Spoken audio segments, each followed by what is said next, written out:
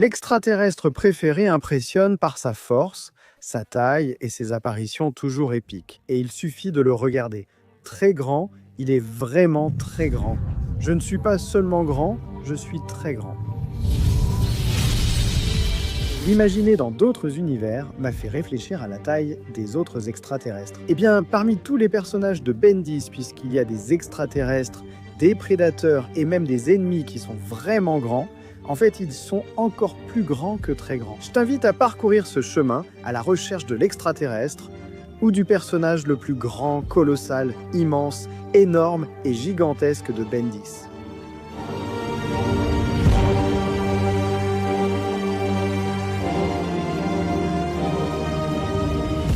Avant de commencer, écris en commentaire l'ordre de ces personnages, du plus grand au plus petit. C'est parti. Pendant Bendis, nous avons eu l'occasion d'apprécier plusieurs moments où certains extraterrestres et personnages ont pu montrer leurs compétences, leurs forces et dans ce cas, leur taille. Nous devons commencer par normaliser la taille des personnages. Nanomech est l'extraterrestre le plus petit de Bendis qui peut parfois être aussi petit qu'une puce. Mais à côté d'un Galvan, il semble moins petit. Un Galvan avec Gwen aurait-il cet aspect?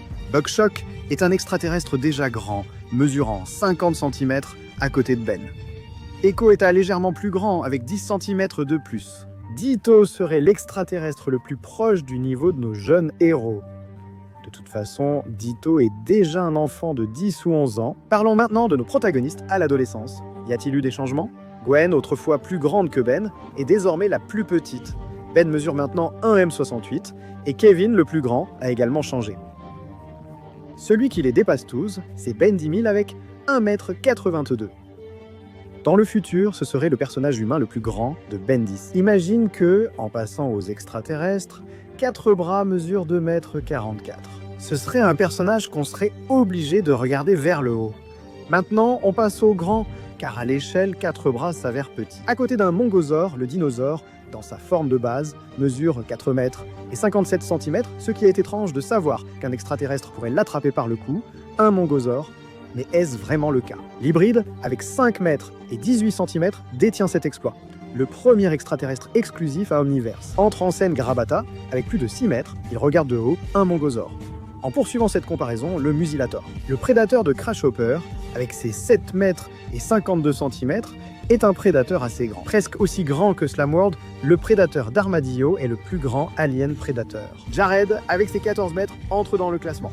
Un ennemi qui est un dinosaure. Un dinosaure, je veux dire. Il est connu pour avoir presque mangé cette guimauve. Ou tu peux aussi t'en souvenir. Quand Rad est entré dans sa bouche, cet extraterrestre, aussi grand que 4 bras, lui a arraché la nourriture et quelques dents. À ce moment-là, il a ressenti la véritable terreur.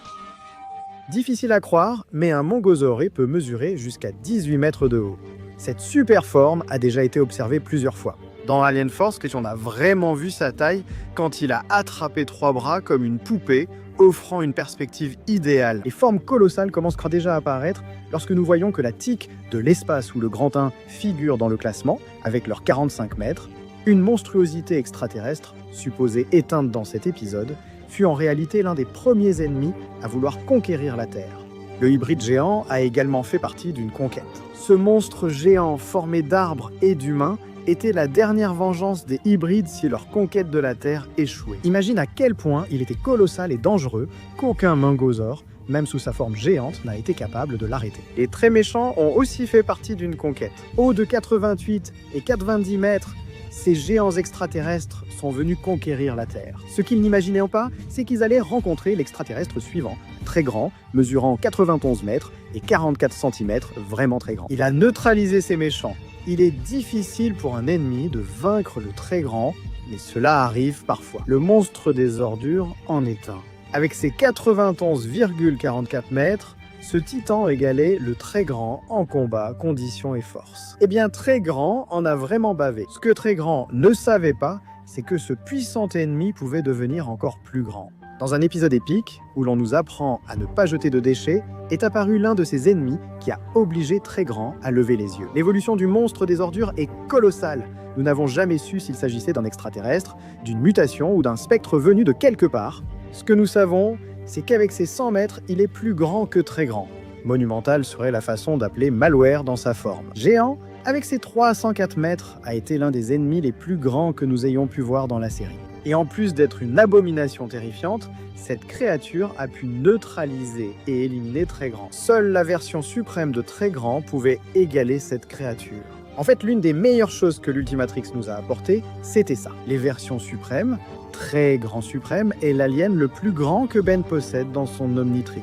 On pourrait citer la plante Apocalypse, mais comme elle n'apparaît pas dans la série, on se limitera à cette mention. La mer céleste est le troisième être le plus grand et colossal de Bendis. Et il faut dire qu'imaginer la grandeur de cette dame était quelque chose d'épique que nous avons pu voir dans Suprématie Alien, où nous avions littéralement une bataille dans ses mains. On voit déjà combien ces êtres sont exorbitants, car il se pourrait que, comme beaucoup d'entre vous, je ne représentais même pas un ongle de cet immense être. La deuxième place est déjà occupée par un dieu de 3200 mètres. Diagon fait son apparition. Cet être conquérant de dimensions incarnait la terreur bien au-delà d'un dieu ordinaire. Imagine à quel point il était immense, tellement immense que Suprême à peine atteignait la taille de son œil.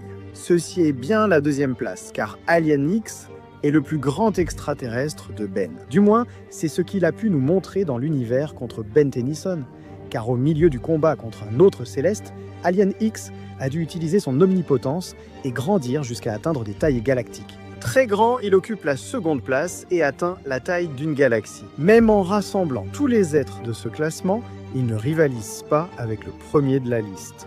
Car le gladiateur galactique n'est pas de la taille de la Terre ou d'une galaxie. C'est tout cela réuni, et encore plus avec un nombre que je viens d'inventer. Cet extraterrestre est l'être qui a dépassé toutes les limites dans Bendis, donc c'est l'être le plus grand de Bendis. Si tu es arrivé ici, c'est pour t'expliquer que tous les personnages de ce classement ont été pris avec leur pouvoir d'origine ou tel vu dans la série. Donc penser si Alien X pourrait être encore plus puissant avec ses pouvoirs ne servirait pas à grand chose. Puisque la chose la plus puissante que nous avons vue, c'est ce que nous venons de voir dans le classement.